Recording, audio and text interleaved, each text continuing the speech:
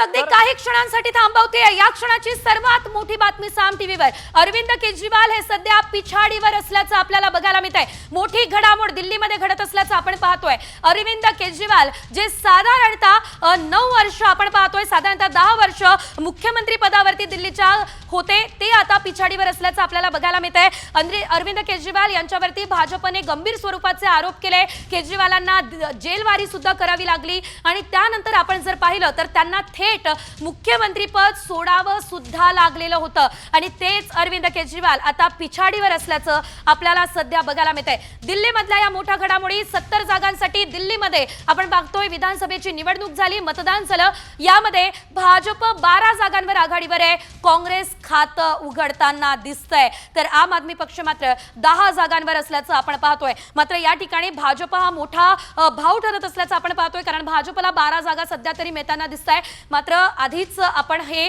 बघतोय की ही पोस्टल मतमोजणी आहे, सुरुवातीचे कल आहे, चित्र कधीही पालटू शकतं, कारण सुरुवातीच्या कलांमध्ये जरी भाजप आघाडीवर दिसत असली, आम आदमी पक्ष पिछाडीवर दिसत असला, तरी आणखी काही वेळामध्ये शेवटच्या कलापर्यंत नेमकं काय चित्र असतं हे बघणं महत्त्वाचं असेल। पुन्हा जाऊयात आमचे प्रतिनिधी प्रमोद जगताप यांच्याकडे। प्रमोद, मोठी घडामोड, थेट अरविंद केजरीवाल दिल्लीचे जे मुख्यमंत्री होते तेच पिछाडीवर असल्याचं दिसतंय।